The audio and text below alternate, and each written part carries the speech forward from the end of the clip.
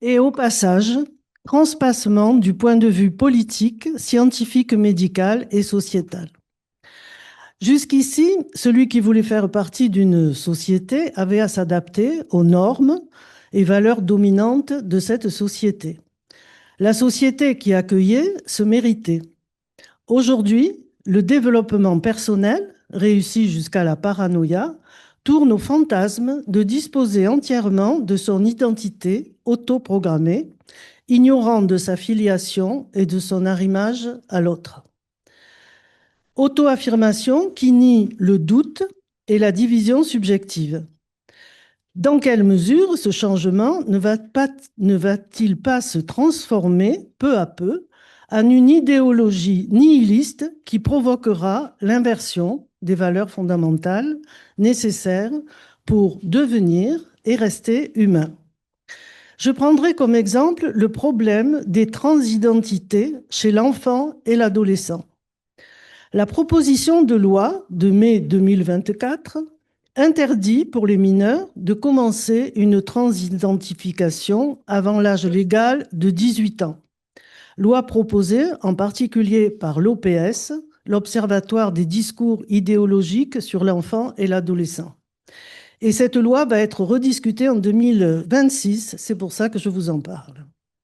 Cette interdiction est très contestée au nom de l'intérêt supérieur de l'enfant par des associations, en particulier l'association Outrance, qui dit « Ce texte, donc de proposition de loi, n'est dicté ni par la science, ni par l'intérêt de l'enfant, mais par la peur des transidentités, brouillant ainsi les cartes, en faisant un combat des anciens, les transphobes, et des modernes, les transgenres.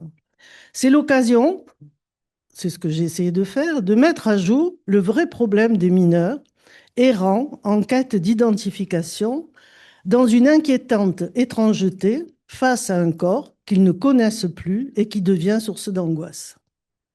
Cette contestation annonce une autre crise inédite, quelqu'un en a parlé ce matin, la perte de confiance dans les avis de ceux dont c'est le métier. Une ère de post-vérité où les rumeurs sont placées sur le même plan que les évidences scientifiques. Bravant cette ère du soupçon, on peut essayer de faire entendre politiquement quelques faits, le politique étant bien sûr à resituer dans le sens grec, c'est-à-dire acteur de la démocratie, poser des questions, débattre, s'informer, participer à la vie collective. Conspasser les discours médiatiques ignorants actuels, analyser ce qui se passe avec les enfants et adolescents qui se disent en mal-être du vivre et qu'on diagnostique trop rapidement trans sans la moindre hésitation.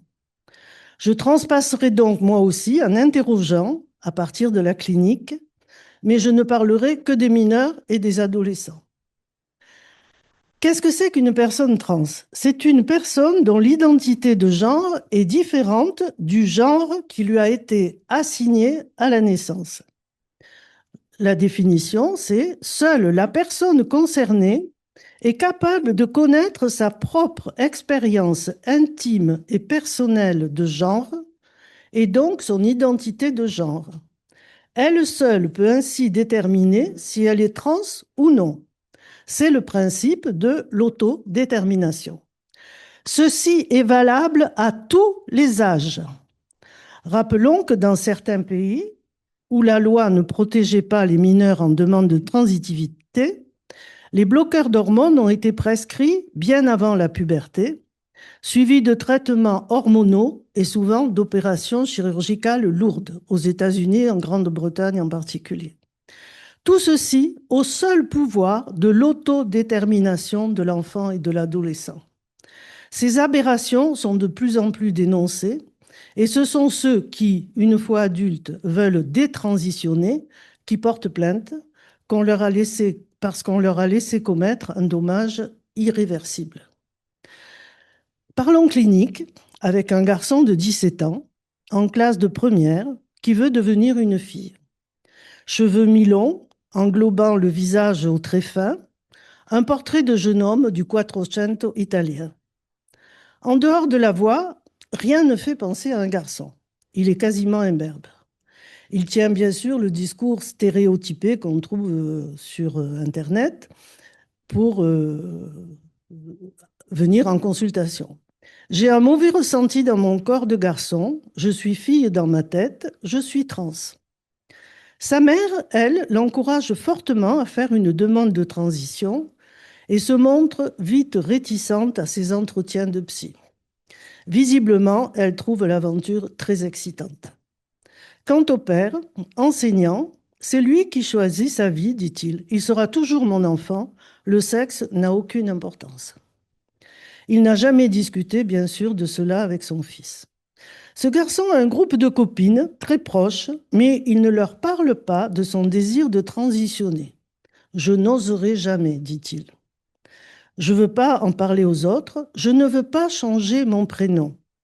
Ceci est étonnant, car c'est très souvent par le changement de prénom que commence ce désir de se détransifier. Désir favorisé par la facilité avec laquelle on peut changer son prénom. Il suffit de remplir une demande à la mairie. Cet adolescent manifeste timidement son désir. Je n'ose pas. On peut donc penser qu'il énonce juste le fantasme d'être autre, sans plus, et même pas par le prénom. Il parle de sa mère et de sa grand-mère comme des femmes qui passent leur temps devant le miroir et à pratiquer la chirurgie esthétique. Il se souvient qu'enfant, il s'enveloppait dans les vêtements de sa mère pour avoir son odeur et qu'il aimait beaucoup la lingerie féminine. Il adore faire les boutiques avec sa mère, il achète les mêmes pantalons qu'elle. Il trouve aussi que ça comprime son sexe et que c'est bien car rien ne dépasse. Les désirs incestueux sont trop présents pour préserver la manifestation du pénis. Il est évident que la séparation d'avec sa mère est difficile. Il la comble et il devient un clone d'elle. Aucun tiers à l'horizon qui introduirait un écart possible. Cependant, au fil des séances, il semble sortir un peu du collage d'avec sa mère. Il la critique. Ma mère s'occupe plus de ce qu'elle pourrait changer dans mon visage que de moi. Apparaît parfois une ambivalence, une amorce d'interrogation, un faible écart naissant dans l'auto-affirmation. La mère a-t-elle senti cela? Toujours est-il qu'elle obtient un rendez-vous très rapidement chez le médecin spécialiste qui signe, dès la première rencontre, l'autorisation de transition. Médecin qui ne demande même pas le compte-rendu du psy et s'appuie sur le seul ressenti du patient comme indication thérapeutique. Ce médecin dit aussi que les séances chez le psy sont inutiles maintenant. En effet, il entre dans le circuit de la filière trans, un coaching de transition, qui va le prendre en charge à vie, médicalement parlant, puis peut-être chirurgicalement s'il ne fait pas marche arrière. Mais comment le ferait-il puisque rien ne sera interrogé, transpassé? Le diagnostic étant catégorique, c'est bien un vrai trans. Vouloir interroger et verbaliser le malaise à l'adolescence est actuellement étiqueté comme thérapie de conversion et donc interdit par la Convention des droits de l'enfant. Sa mère, elle, respecte tout à fait le droit de l'enfant. La prise en charge par la sécurité sociale est prise elle aussi à 100% comme une longue maladie, ce qui est une exception mondiale. Dans les demandes de transgenres mineurs, 75% sont des filles. Ça demande une approche particulière. Pour les adolescentes, bien qu'on retrouve, comme chez le garçon, l'absence d'un tiers qui n'a pas pu médiatiser avec bonheur la séparation d'avec la mère, c'est souvent l'inverse du collage qui se produit. Il y a un rejet de la mère. L'opposition se manifeste par des angoisses du féminin, anorexie, boulimie, scarification. Le corps devient plus facilement que chez le garçon le principal lieu d'inscription du mal-être. Dans le mal-être à devenir femme, il y a soit l'hypersexualisation du corps, les petites Lolitas des années 2010, la demande des augmentations mammaires ou fessiers, soit maintenant chez les trans, une quasi-privative sexualisation avec au contraire la mastectomie. L'image du corps est prépondérante chez les filles. Il s'agit de modifier l'apparence depuis le maquillage éphémère qui recouvre la surface de la peau au tatouage indélébile qui pénètre dans le corps. Suit parfois la TS ou la scarification profonde avec des cicatrices fortement investies qui sont là pour s'approprier le corps qui devient alors différent de celui qui appartenait à la mère comme enfant et aussi différent du corps de la mère. Cela peut être pensé comme une régression du symbolique qui ne peut plus s'inscrire dans les enveloppes psychiques. La douleur manifestant, symbolisant plutôt la perte de l'enfance comme un paradis perdu et matérialisant l'accès maladroit à une réorganisation interne. Au fond, une écriture de soi, sur soi, un soi peu éprouvé et encore moins symbolisé. Par la cicatrice frontière, le corps devient objet et sujet, externe et interne, inscription d'histoire, incarnant la phrase de Paul Valéry, ce qu'il y a de plus profond dans l'homme, c'est la peau. Dans la demande de transidentification, il s'agit apparemment d'aller même au-delà de la peau. Le choix d'objet est apparemment extérieur, un autre corps. Mais il s'agit en réalité d'un enjeu narcissique où l'objet est soi-même, mais autre. Il s'agit de réaliser son fantasme, son propre avatar, qui lui ne serait pas sujet à l'angoisse de sexuation. Il faut distinguer les enfants prépubères des adolescents. Il ne s'agit pas de la même demande de transition. Les enfants jeunes, eux, y formulent d'être ce qu'ils ne sont pas encore. Quand je serai grand, et alors je serai le papa, la maman, le docteur. Entendez quand même tous ceux qui prennent soin du corps. Ce qui rassure, c'est l'affirmation par le langage. Je serai. Entre 5 et 11 ans, cette période dite de latence est une période de refoulement qui équilibre. La pulsion devient mesurée. D'ailleurs, on l'appelle l'âge de raison. C'est une période de silence, de repos dans le développement sexuel diphasique, silence qui permet des remaniements profonds de l'appareil psychique, en particulier la bascule du registre de l'imaginaire à celui du symbolique. Passage aussi du moi idéal à l'idéal du moi, de la pulsion sexuelle à la pulsion épistémophilique. Temps de latence très précieux qui laisse à l'enfant son temps d'enfance, mais que l'adulte veut remplir par une guidance dite éclairée, alors qu'il ne voit même pas le rapport avec le trouble de l'attention si répandu et l'excitation motrice, autrement dit le TDAH. Des facteurs extérieurs de la société viennent perturber cet enfant prépubère. Il est constamment sollicité par l'idéal narcissique et consumériste du néolibéralisme qui fait miroiter un sujet sans perte, sans dette et sans repos sexuel. Je vous lis les consignes de l'Éducation nationale. Pour une meilleure prise en compte des questions relatives à l'identité de genre en milieu scolaire et pour promouvoir une éducation inclusive et faire reculer les préjugés, on va demander dès la dernière section de maternelle qui tu veux être, une fille ou un garçon. Donc, on fait miroiter à l'enfant un mirage d'un tout possible, un humain augmenté. L'enfant absorbe donc comme une éponge le discours que nous résumerons ainsi. C'est notre droit, nous ne sommes assignés à rien, ni au sexe, ni au genre, c'est nous qui décidons de notre corps selon notre ressenti. Terrible diktat qui coupe toute transcendance possible. Être l'autre corporellement n'est pas l'accès à l'autre. En deux mots, on ne peut pas courir avant de savoir marcher, psychiquement parlant, c'est la même chose, et surtout, ça n'est pas linéaire. Ce n'est pas parce que je sais marcher que je veux courir. Il me faut l'envie de courir. Et l'envie, c'est quoi? C'est un appel à la vie qui m'oblige à me transpasser, à être autre de ce que banalement je pourrais être. Et il vient d'où l'appel? D'un autre. Souvent la mère, dans les premiers temps de la vie, mais ça n'est pas obligé. Donner l'élan et s'effacer, voilà le hic des mères. Passer de la frustration à la castration, c'est l'écueil actuel pour les enfants et les mères. Tant où c'est la mère réelle qui va perdre sa toute-puissance pour laisser place à un tiers plus symbolique, moins gratifiant, mais qui laisse la place à la puissance de la pensée pour compenser la perte.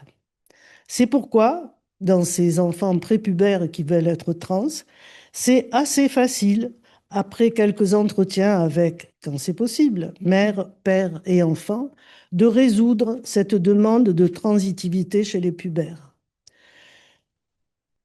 Chez les adolescents, c'est une autre paire de manches.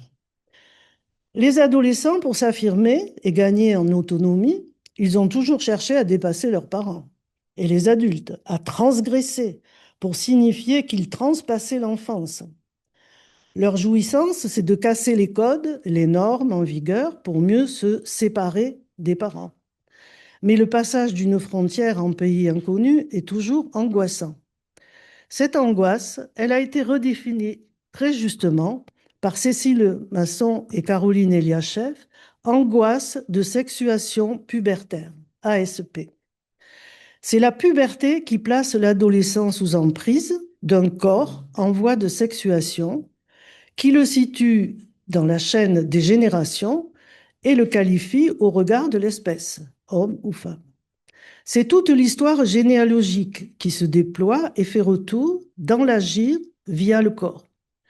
C'est pourquoi les agirs d'adolescents sont le plus souvent adressés. Quand cette adresse n'est pas là, l'adolescent n'a plus qu'à se tourner vers l'étayage des réseaux sociaux. Les agirs des adolescents tentent ainsi de symboliser les impasses subjectives, les leurs, mais aussi celles de leurs ascendants. Ils ont la fonction de révélateur de la famille et du social. Mais justement, les adolescents ne s'expriment pas facilement.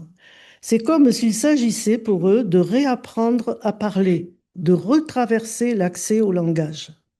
C'est ainsi que le corps devient le lieu sacrificiel et addictif de ce qu'ils ne peuvent encore dire et qu'on peut formuler ainsi.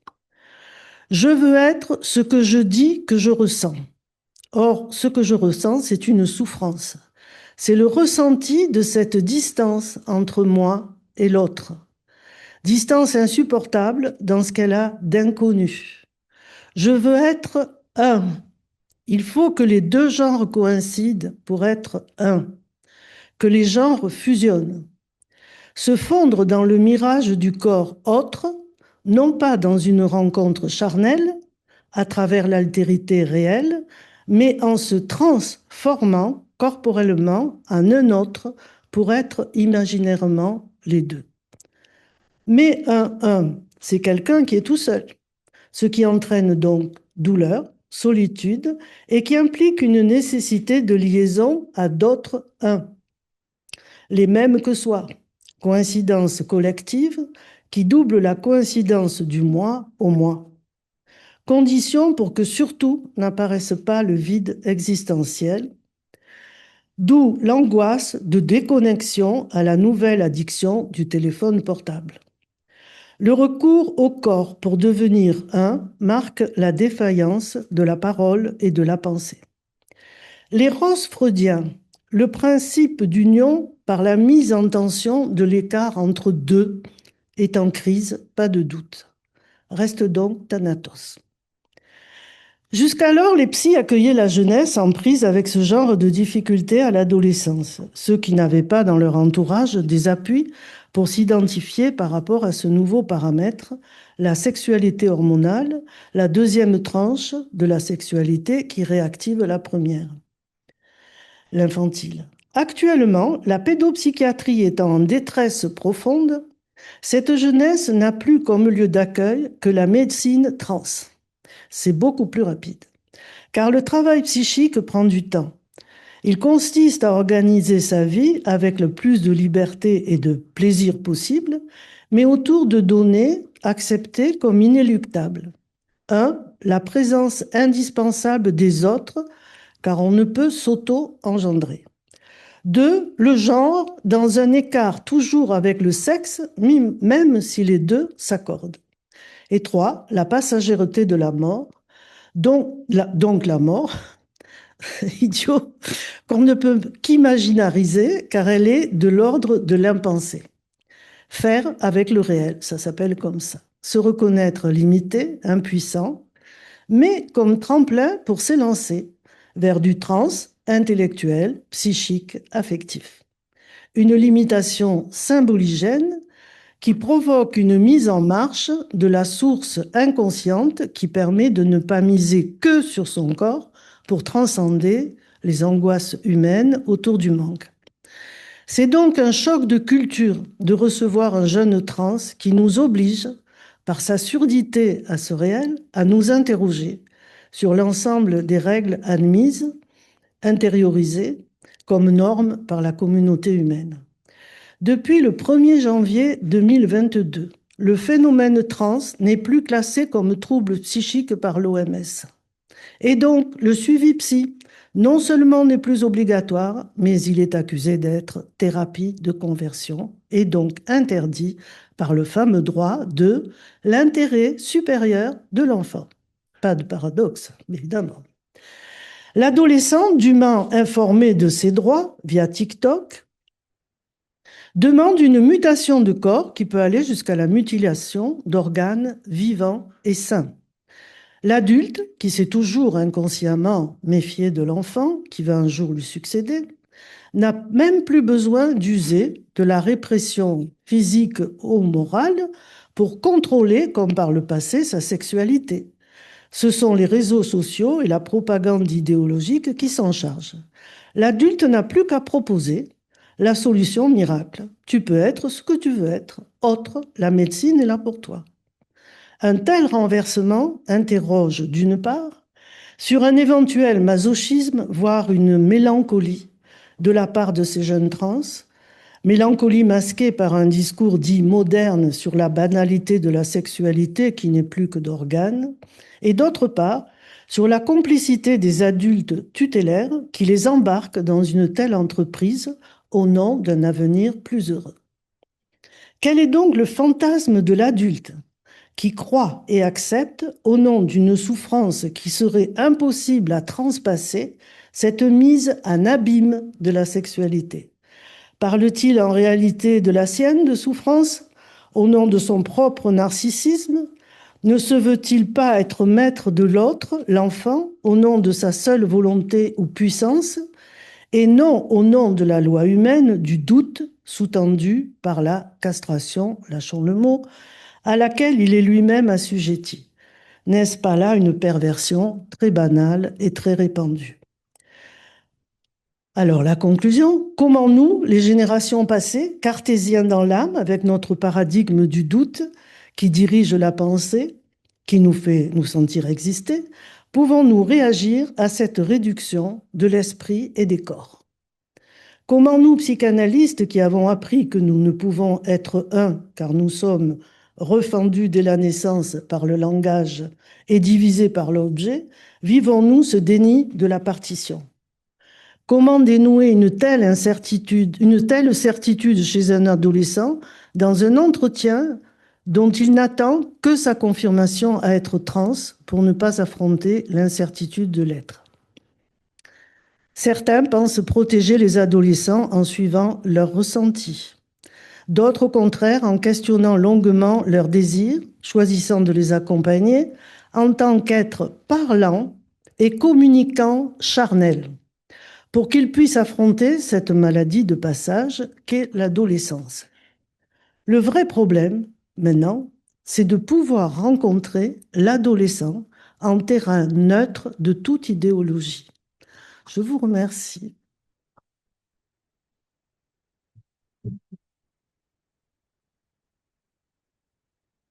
Merci beaucoup.